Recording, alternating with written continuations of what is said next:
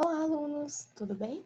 Eu sou a professora Maria Eduarda, professora de História do CEJA, e eu estou gravando esse vídeo aqui para falar com vocês um pouquinho sobre a questão da história e suas fontes, certo?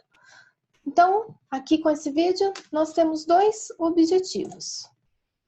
O primeiro objetivo é identificar o que são as fontes históricas, tá? E o segundo, identificar e entender como o historiador trabalha com essas fontes históricas. E aqui eu trouxe 4 exemplos para vocês de fontes históricas.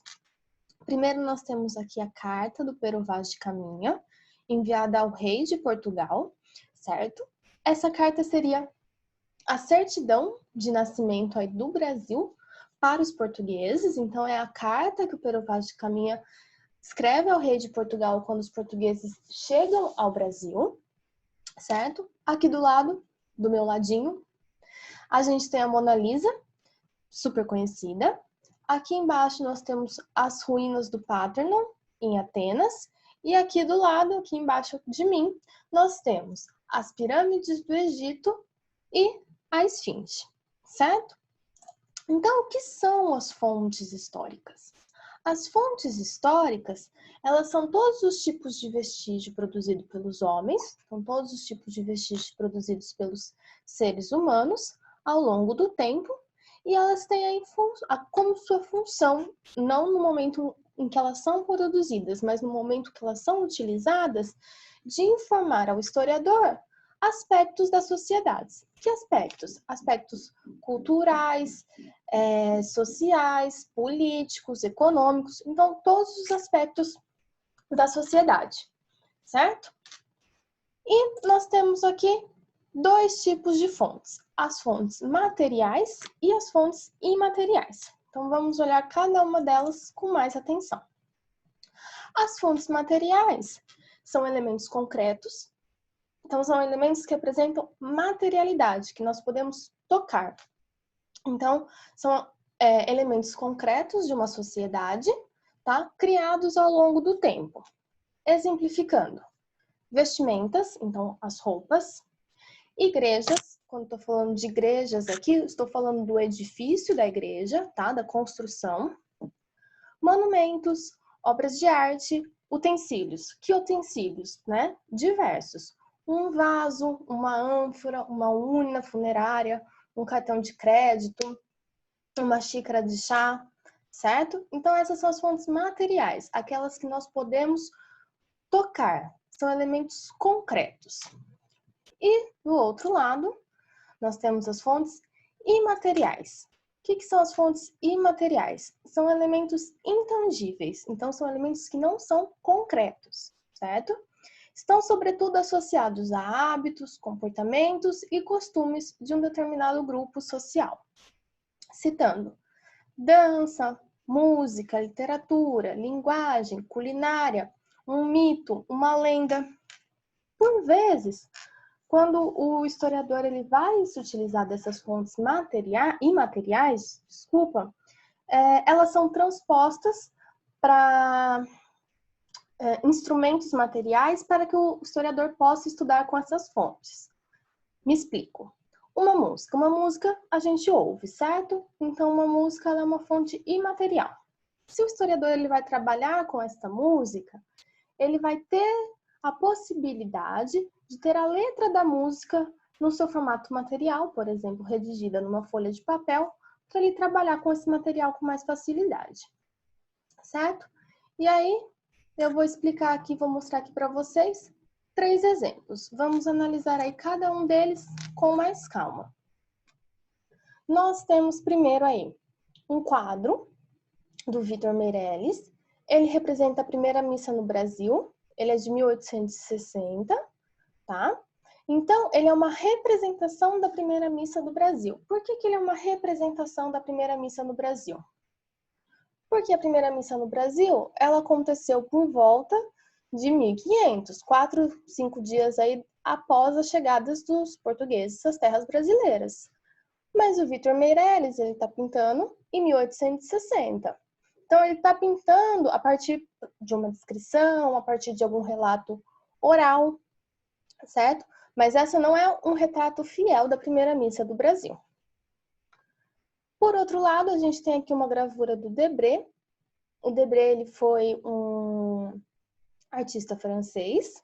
Ele veio ao Brasil junto com a missão francesa, tá? Depois da vinda da família real para o Brasil. Então, né, a família real chegou no Brasil em 1808 e a gravura aí do Debré é de 1823. Então, o Debré, ele está observando essas cenas aí de carnaval acontecendo nas ruas e ele está retratando o que ele está observando naquele momento. Então, é contemporâneo o trabalho dele. Ele observa e ele já produz a sua obra, certo? E por fim, aí a gente tem uma representação do jongo. Por que representação do jongo, né? Por que está escrito representação?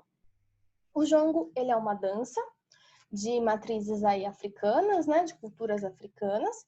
E como uma dança, ele é uma fonte imaterial. E aí eu preciso, de alguma forma, materializar essa fonte para eu conseguir trabalhar com ela. Então, por meio de uma pintura, como a gente está vendo aqui, ou por meio de um vídeo, por meio de uma fotografia, sim? As fontes históricas, elas são chamadas aí pelos historiadores também como documentos históricos. Toda vez que um historiador ele vai trabalhar com uma fonte histórica, com um documento histórico, ou quando nós, enquanto estudantes, nos deparamos, né, com uma fonte histórica, nós precisamos fazer algumas perguntas para essas fontes. Quais são essas perguntas? Então, vamos lá. Nós precisamos perguntar quando. Então, quando que essa fonte foi produzida, né? O ano, o mês, a data, né, da sua produção. Onde essa fonte foi produzida, porque não é porque essa fonte fala de um determinado lugar que necessariamente ela foi produzida naquele lugar. Então, eu posso ter relatos, leis falando do Brasil que foram produzidos em Portugal, ou relatos, leis falando de Portugal que foram produzidos aqui no Brasil. Por isso, a gente precisa se atentar para onde essas fontes foram produzidas. Como elas foram produzidas, né? Qual material que foi utilizado, em qual meio ela foi produzida. E também, se aquilo que nós estamos observando é o original ou é uma cópia, certo? O porquê, essas três questões aí iniciais, elas são questões mais simples de serem respondidas, né? Nós olhamos para o documento e o documento quase que nos dá as respostas aí, se a gente olhar com um pouquinho de atenção. As questões seguintes, elas já dependem um pouco mais do historiador, do trabalho do historiador, certo? Do historiador se debruçar com mais atenção sobre esse documento e sobre essa historiografia, que seriam por que esse documento foi produzido, né? Se a gente consegue explicar o porquê que ele foi produzido, né? Por que se pintou um quadro, se criou uma lei, alguma coisa assim. Por quem? Então, quem produziu esse documento, essa fonte? Às vezes, o nome ou a pessoa que escreve um texto ou pinta um quadro, ela pode ser o autor ali primário, mas pode ser que ela tenha recebido uma encomenda, que alguém tenha citado alguma coisa que ela foi escrever, sim. O para quê, né? Então, para que se pintou esse quadro? Para que se fez essa lei, se escreveu essa lei? Então, qual a intencionalidade, né, desse vestígio, disso que se foi criado? E se o historiador tiver sorte aí com a documentação escolhida, a recepção que ela teve na sociedade.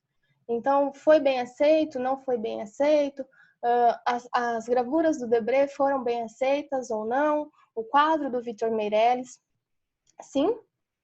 E aí, para concluir, o que então são essas fontes históricas? As fontes históricas, elas são as ferramentas utilizadas pelo historiador para a manutenção do seu ofício. Sem fonte histórica, sem documento histórico, não existe história, tá? História se faz com fontes e documentos. História sem fonte e sem documento não é história, é opinião, certo?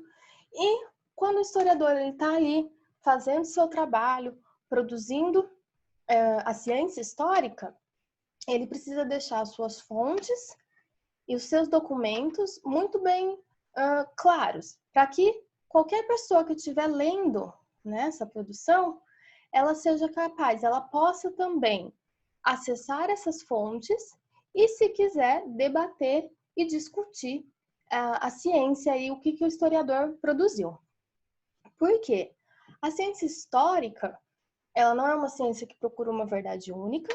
A verdade única, indiscutível, não existe em história, tá? Então, a história ela está em constante transformação, em constante crítica, em constante reformulação por parte dos historiadores. Por quê? Porque se descobrem novas fontes, porque se descobrem novos jeitos de olhar para as fontes, novas leituras que aquelas fontes nos proporcionam.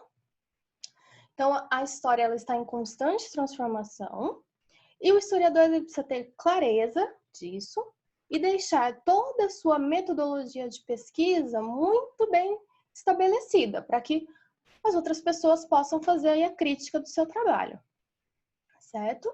Então, sempre lembrar, história não existe sem fonte, sem documento, certo? História que se diz história sem fonte, sem documento, não é história. Então, quando um historiador, quando um livro de história, né, mesmo um livro didático de história, quando ele afirma alguma coisa, quando ele diz alguma coisa, ele passa uma informação, aquela informação foi muito bem estudada e debatida para chegar até ali, certo? Então, aqui nós temos o nosso panorama geral. E aí eu queria propor uma atividade para vocês. Vocês estão aí com os livros de história de vocês, né? Fazendo as leituras, fazendo os estudos de vocês. E esses livros, eles estão repletos aí de fontes, né? Que estão sendo apresentadas, dos diversos temas que estão sendo tratados. E o que eu queria propor é que vocês, ao fazerem um estudo desse material, fazerem a leitura desse material, cada vez que vocês acharem aí, né, as fontes citadas, seja explicitamente ou um pouco menos explicitamente, que vocês anotem, certo? Notem aí do lado, aqui é a fonte utilizada, esse é o documento utilizado. Vão aparecer retratos, quadros, fotografias, recortes de jornais, leis, documentos oficiais, tá? Os livros de vocês estão repletos aí de fontes. E é isso. Espero que tenha ficado claro. Espero que ajude vocês de alguma forma esse vídeo. E espero também que vocês continuem se cuidando para que muito em breve possamos estar todos juntos novamente. E é isso. Muito obrigada e até mais.